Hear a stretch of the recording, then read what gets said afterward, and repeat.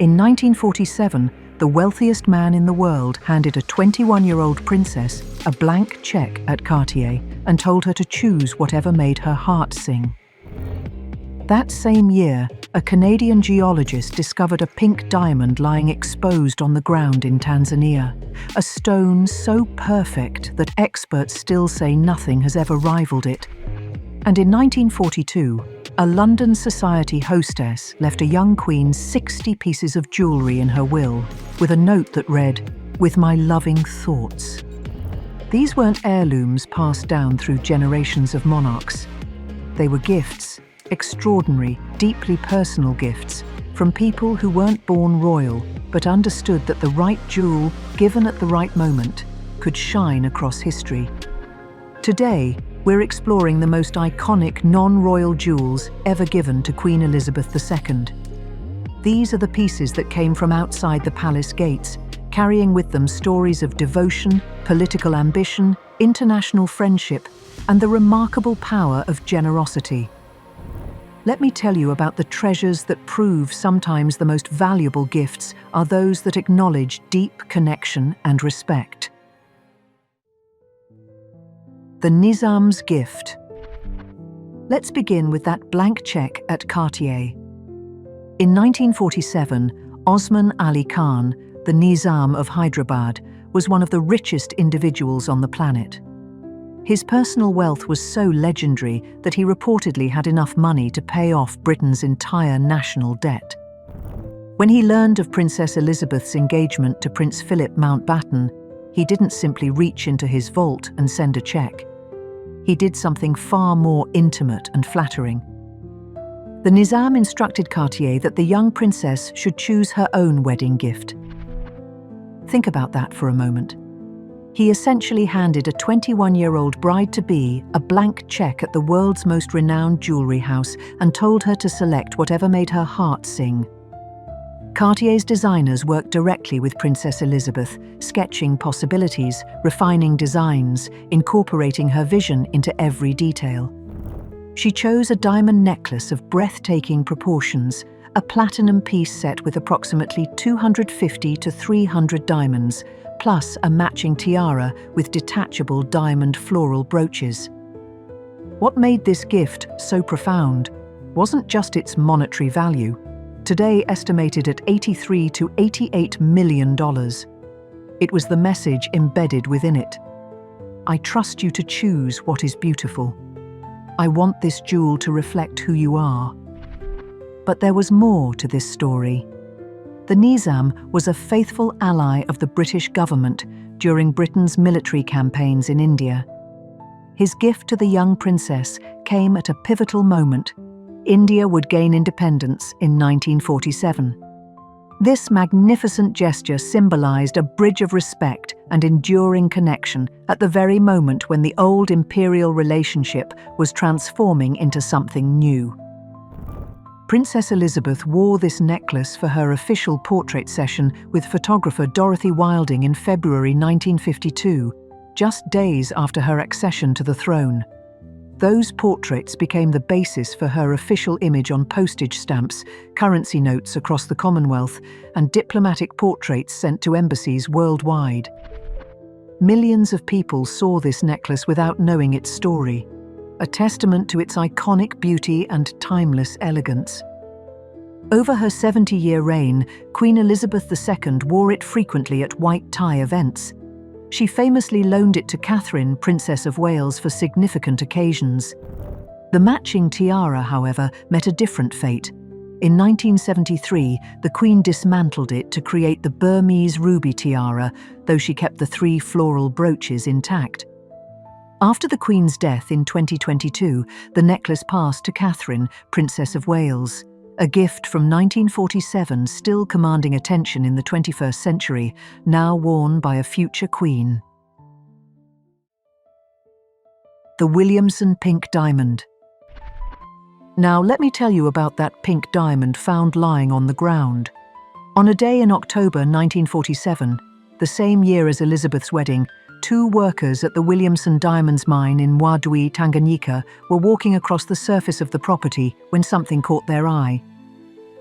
It was a rough diamond, lying exposed, an extraordinary rarity, as diamonds are almost never found on the surface.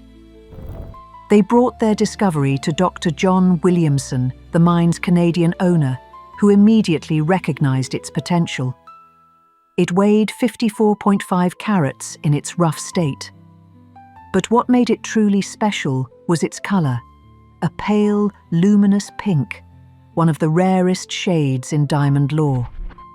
Dr. Williamson, a committed royalist, faced a decision at a pivotal moment. Britain was in the grip of a Labour government actively considering nationalising foreign-owned mines. He made a bold choice. He would present this extraordinary pink diamond to Princess Elizabeth as a wedding gift. In a moment of candour, he later explained to a friend that his motivations were complex. Yes, he loved the monarchy, but presenting this gift to the future Queen was also a calculated decision to discourage the government from seizing his Tanzanian mine. A gift to the Crown carried diplomatic weight that a mere donation to the state did not. Once the diamond arrived in London, it was entrusted to Greville and Lemmer, renowned diamond cutters in Clerkenwell. The cutting process presented an unexpected challenge. There was a cavity, an internal imperfection, in part of the stone. Determining how to cut around this flaw without destroying the diamond's integrity required 2 months of careful planning. When Princess Elizabeth and her grandmother, Queen Mary, visited the cutting house on March 10, 1948, they saw the results of that careful work. The rough diamond had been transformed into a 23.6 carat round brilliant, a cut chosen specifically to showcase the stone's extraordinary rose colour and maximise its inherent light. Then came a curious pause. The diamond was cut in 1948, but it wasn't set into jewellery for 5 more years. Historians believe this delay was due to tax complications surrounding such an expensive gift. The British government needed to determine how to handle and value the present without imposing crushing duties on the recipient. Finally, in 1952, Cartier was engaged to design the brooch. Frederick Mew, Cartier's master designer, created an architectural marvel in miniature, a platinum jonquille, a type of daffodil, with 5 petals and 2 leaves of diamonds, and at its heart, that 23.6 carat pink diamond. The brooch featured 170 small brilliant diamonds, 12 baguette-cut diamonds, and 21 marquise diamonds forming the petals and leaves. Jean-Jacques Cartier himself personally inspected the finished creation, checking each diamond's angle, ensuring the back of the brooch was as perfect as the front, verifying that the clasp was strong and discreet. The Williamson Pink Diamond brooch was officially presented to the newly crowned Queen Elizabeth II on June 22, 1953, nearly 3 weeks after her coronation. The Queen wore it frequently over the decades, often paired with simple pearls. It appears in countless official portraits, most memorably in a 1954 photograph showing a young queen with her children, Prince Charles and Princess Anne. Today, experts and gemologists continue to regard the stone itself as possibly the finest pink diamond ever discovered. No pink diamond has been found to rival it in terms of clarity, colour, and carat weight. The Greville Bequest. If we were to measure friendship in carats and diamonds, Mrs. Margaret Greville's devotion to the royal family would be immeasurable. She was not a member of the royal family, nor was she a distant admirer. She was London's preeminent hostess, a woman of considerable wealth and even greater charm, and a genuinely close friend of Queen Mary and her family. When Mrs. Greville died in 1942, she left explicit instructions in her will. With my loving thoughts, all my jewels and jewellery were to go to Queen Elizabeth, the wife of King George VI. Over 60 jewels. Let that sink in. This wasn't just a necklace or a brooch. This was an entire collection, arguably the largest private jewellery bequest ever made to a member of the British royal family.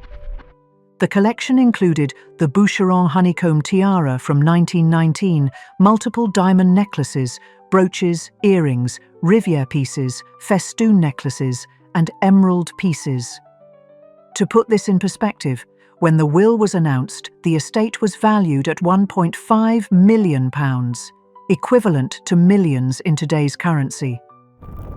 Here's a delightful detail that reveals the human side of royalty. Queen Elizabeth wrote to her mother-in-law, Queen Mary, with what can only be described as giddy excitement. "I must tell you that Mrs. Greville has left me her jewels, though I am keeping that quiet for the moment."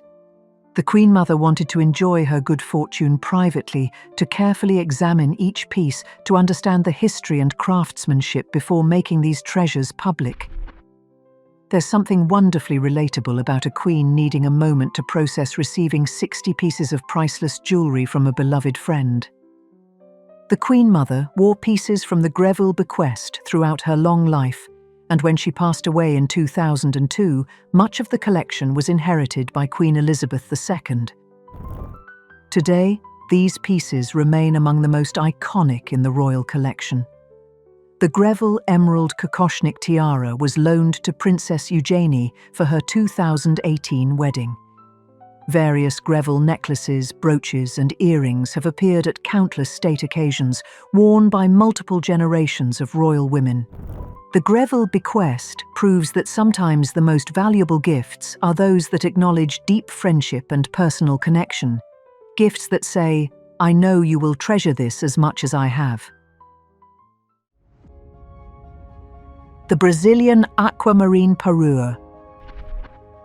In 1953, when Queen Elizabeth II was crowned, Brazil's government commissioned a gift that was both modern and magnificent. A suite of jewels centered on one of the rarest achievements in gemology, perfectly matched aquamarines. The challenge was extraordinary. Jewelers spent an entire year searching for 9 aquamarines that were not just beautiful, but identical. Each stone had to match its companions in color, clarity, and size. Finding 9 such stones was considered a near impossible feat. Yet they succeeded, and the result was a necklace of breathtaking purity. 9 square-cut aquamarines set in platinum and diamonds, each stone a perfect reflection of the others. What makes this gift unique is that it evolved over time. Queen Elizabeth loved the original necklace so much that she commissioned Garrard and Company, the royal jewelers, to create a matching tiara in 1957. The tiara initially featured 3 upright rectangular aquamarines mounted on a platinum band, with the stones detachable so they could be worn as brooches. Then, in 1971, the governor of São Paulo presented the Queen with additional aquamarine and diamond ornaments. These new pieces were incorporated into the tiara's design, creating a more elaborate, ornate version of the original. The large central stone of the original necklace, its detachable pendant, was eventually moved to the center of the tiara, and a smaller aquamarine replaced it in the necklace.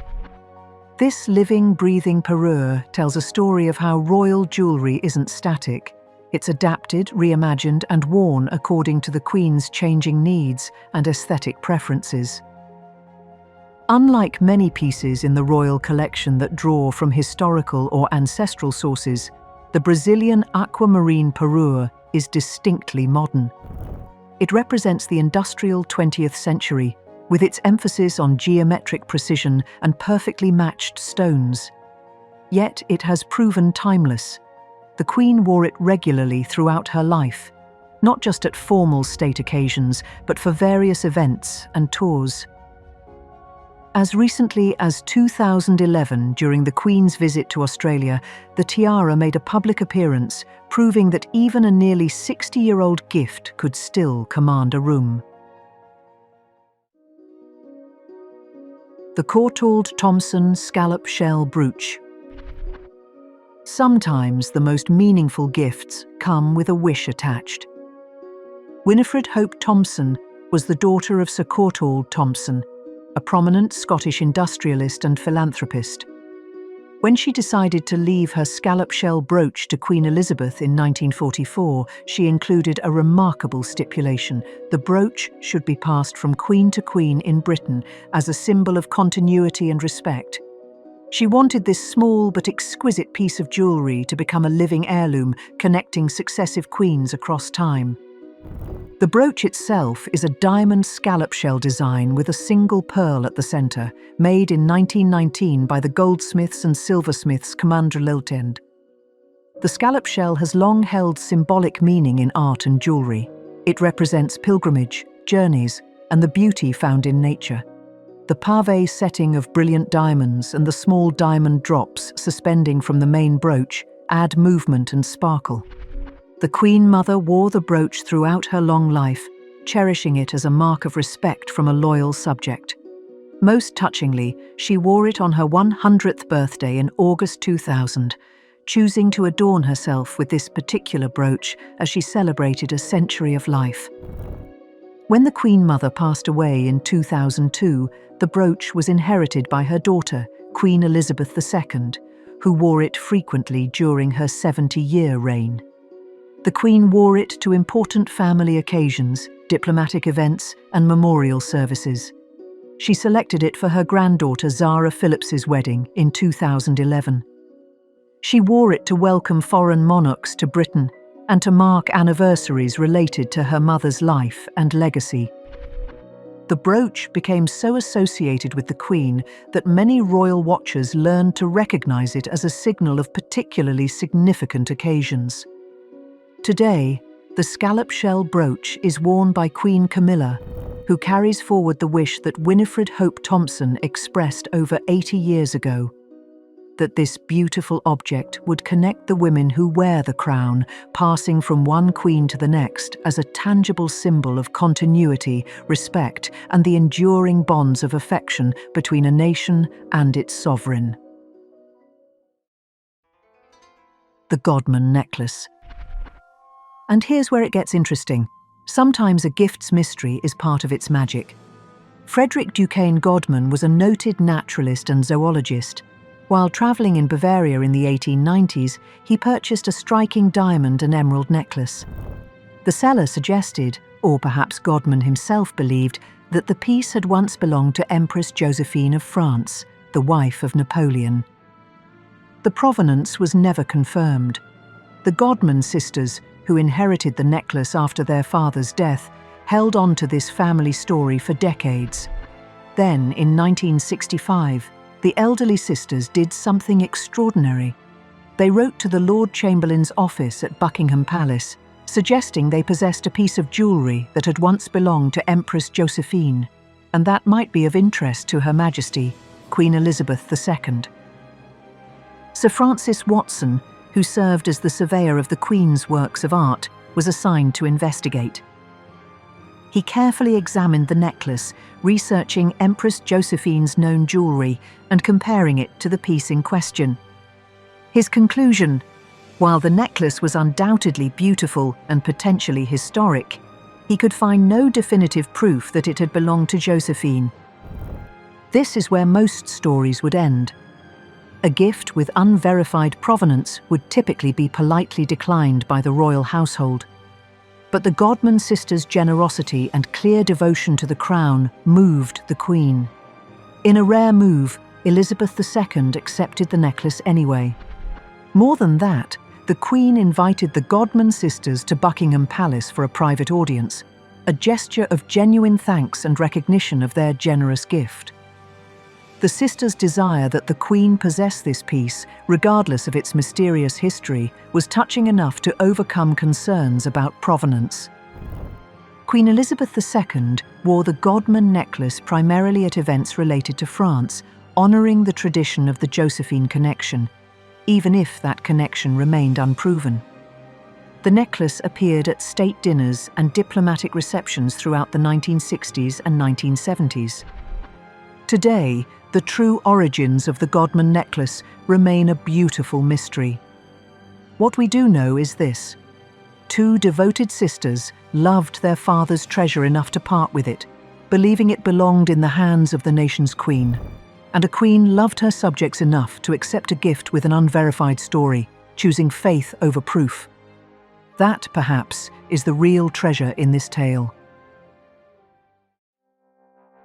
These jewels, the Nizam's necklace chosen by a young bride, the pink diamond found lying on the ground, the 60 pieces left by a devoted friend, the aquamarines that evolved over decades, the scallop shell brooch meant to pass from queen to queen, and the mysterious necklace accepted on faith. They tell us something profound about the nature of gifts and legacy. They weren't inherited, they weren't purchased. They were given freely, generously, and with deep intention by people who understood that the right jewel offered at the right moment could create a connection that would outlast empires and span generations. Queen Elizabeth II wore these pieces throughout her 70-year reign, and each time she did, she carried with her the stories of the people who gave them. The wealthiest man in the world who trusted a young princess to choose her own treasure. The Canadian geologist who found the perfect pink diamond, the London hostess who left her entire collection to a friend, the nation of Brazil that spent a year finding 9 identical stones, the devoted subject who wanted her brooch to connect queens across time, and the elderly sisters who believed in the power of a gift even without proof of its past. These are the jewels that prove generosity, friendship, and faith can shine just as brightly as any diamond. What do you think? Which of these gifts moves you most? I'd love to hear your thoughts in the comments below. And if you enjoyed discovering these stories, please give this video a like and subscribe to the channel. There are so many more treasures waiting to be explored. Thank you for watching.